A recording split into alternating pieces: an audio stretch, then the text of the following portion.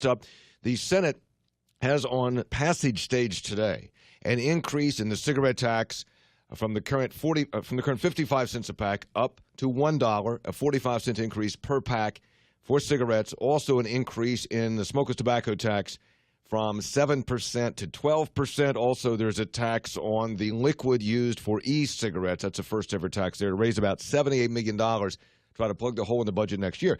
Did not get there easily yesterday. Pretty contentious debate. We want to talk about that and also what's likely to happen today with the Majority Leader of the state Senate, Mitch Carmichael, Republican from Jackson County. Mitch, good morning, sir. Thanks for coming on. Oh, it's my pleasure, Hoppy. Good morning. Good morning. And Senator Ron Stollings, Democrat from Boone County, also a medical doctor. Ron, good morning. How are you, sir? Good morning. Thanks. Thanks for coming on. Yeah, okay. Mitch, let me start with you. This is, again, I hate to start way down in the weeds, but I have to. This thing was moving along, and yesterday there was an amendment proposed by the chairman of the Health Committee, Ryan Ferns, to say, why don't we exempt smokeless tobacco and chewing tobacco from this tax increase? And Democrats, Stallings among them, about blew a lid on that. Why would the Republican leadership in the Senate propose exempting, when you're going to raise the tax on tobacco, why would you propose exempting them? Well, first let me say to my good friend Ron Stollings, who did a wonderful job yesterday explaining his opposition to that amendment, and I frankly agree with him on many, many, many points. And I made it, very public yesterday that I was not in support of the concept of that amendment. What we were trying to do is to craft a bill that would enable it to completely go through the process, both in the Senate and the House. And it was told to us that that was a very contentious sticking point, that the House would prefer to have that out, and we were under, we're in this compressed time frame in a special session. We want to get out of here, get those benefits from the tobacco tax. So you thought you were trying to do the House a favor because they're trying to cobble together 51 votes. Right. Okay. That's what it was. Dr. Stollings, Ron, you about blew a gasket yesterday on that. Well, because of the increased rate of use of this vape in our kids from 1.5% to 16% over the past 4 years, I mean, we've got to do something because they're going to be addicted to nicotine. And this just fell right, blows right in the face of doing anything positive about that. I was just going to let this trend continue. And we do know that kids particularly are sensitive to the cost of the tobacco products. And so you made a speech against the amendment, and eventually I think the Republicans saw the handwriting on the wall, and when Senator Tom Takubo said, I can't go along with this, then Senator Ferns stood up and said, let's forget about the amendment. So he removed it. It's a passage stage today, which again, as I said, would raise the tax on cigarettes, on smokeless tobacco, and on the liquid used for vaping. So, Mitch, what's the head count today? Oh, I'm anticipating that we get 30 votes probably for, 28 to 30 votes for passage of the 45-cent tobacco tax. I think it's absolutely the right thing to do. It plugs some of our budget hole, and we'd certainly like to. We've talked about amendments that would raise it even further, but we believe this is a number that will ultimately get through the entire legislative process and generate that additional almost $80 million for our budget. So you see, and also dedicate roughly half of this to the PEIA funding issue. So, anyone that would vote against this is essentially voting against the PEIA funding mechanism as well. Okay, so you anticipate heavy bipartisan support today on passage stage for raising the cigarette and tobacco tax. Senator Mitch Carmichael's with us, the Majority Leader in the Senate. Also, Senator Ron Stollings, Democrat from Boone County. So, Senator, will you vote? Senator Stollings, Ron, will you vote for it today?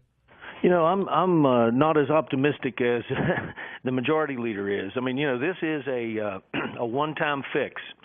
If we were able to get in finance, get this up to $1 or up to $1.55, then we would have an ongoing fix for medical inflation for PEIA going forward.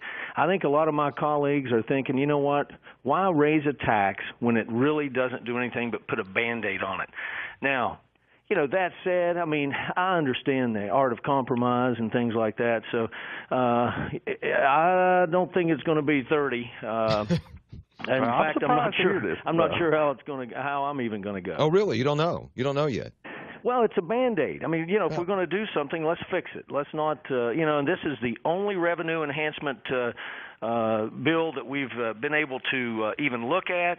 If you look back, under the Democratic-controlled legislature, we've cut taxes $500 million a year overall, the food tax, the corporate net, the business franchise, and yet government is larger. And you know why?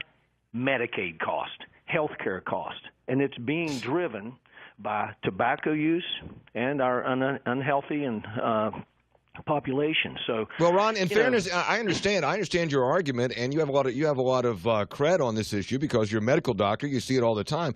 But in fairness, prior to the Republicans taking over a year ago, you guys were in charge. You guys could have raised the cigarette tax anytime you wanted. You had the votes if you wanted to. I mean, so this ain't new. Well, Hoppy, we didn't need to, buddy. We didn't find ourselves in this huge revenue situation. Well, not but you needed to for health reasons. I mean, if it's a health issue, then you could have done it a long time ago. If it's purely a health issue, well, I've been a lead sponsor to raise it for years and years. I know you have. I'm just saying that the Democrats had the majority, and if it was strictly a health issue, Democrats could have done that a long time ago. But let me get to this, Ron, is that you know the politics, and you know that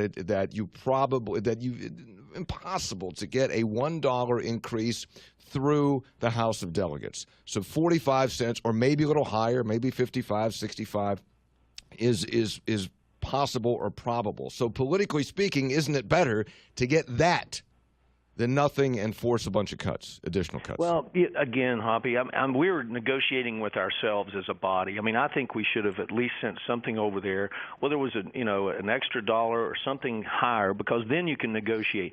We basically let the House control this issue here. Well, what I would say, Hoppy, is we sent $1 over during the regular session to the House, and nothing. It didn't even get out of the committee that it was assigned.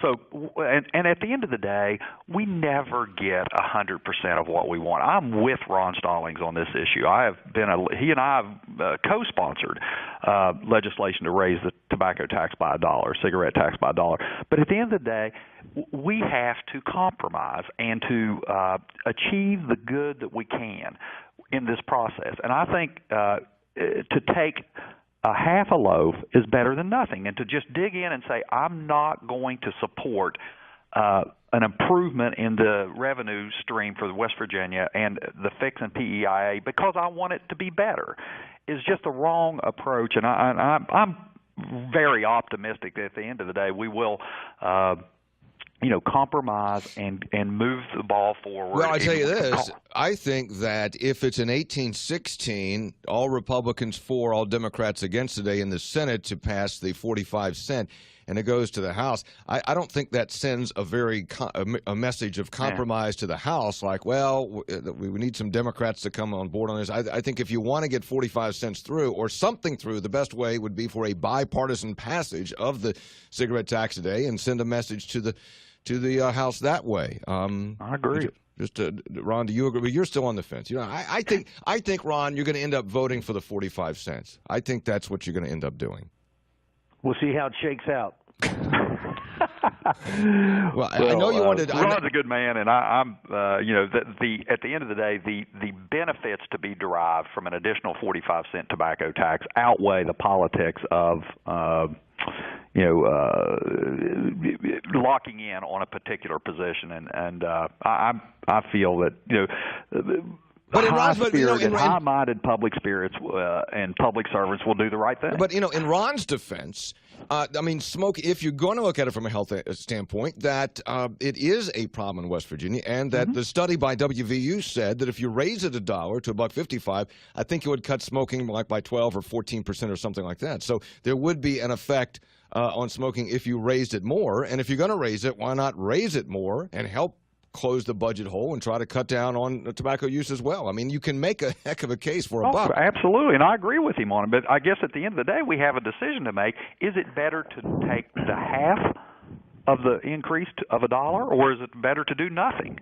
I don't have the choice is that. It's not whether we go to $1 or not. That's already been determined. We're not going there. I wish we were, but we're not.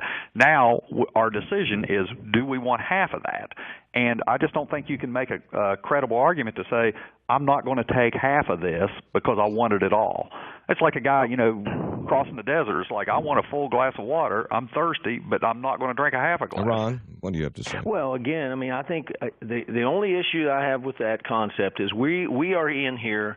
We're leaders. We're 134 people. We look down the road and see what's happening in 2018. We're going to be back to the same situation where you're going to have to come up with another $50 to $60 million to fund PEIA, and God knows how much to keep funding Medicaid, largely because of our poor health habits. And we're kicking a can down the road. And again, if we want to just say, okay, let's take the easy way out. Let's go ahead and fix 2017, and then come back in here, and a year from now or whatever, then we're going to have the same battle. Now, maybe it won't be an election year. Maybe that'll be a lot better. I don't know. What about this? What about any of the other taxes? I mean, the governor did propose anywhere from a 0.5% to 1% increase in the consumer sales tax. Also proposed removing the exemption on the telecom tax. What about either one of those? Well, absolutely, and again, those are all things. If you want to fix the roads, if you want to do things that people in West Virginia want us to do, it's going to take money. Bob Kiss the other day said we don't have a spending problem; we've got a revenue problem. We were fine as long as the energy sector was pouring millions, hundreds of millions of dollars into our economy. Now they're not. Now, Mitch, so we have a revenue problem. Mitch, do you agree that we have a revenue problem, not a spending problem? No, I don't agree completely. We have some degree a revenue problem, which is obvious with the decline in the attack on the fossil fuel industry in West Virginia. But we cannot ask the citizens of West Virginia, as the governor has done through his proposals, to give the government $300 million more dollars. The people of West Virginia are suffering. They have been attacked with their jobs and their incomes. We cannot ask them and require them to give $300 million more to the citizens of West Virginia. Now, I'm willing to raise taxes on cigarettes.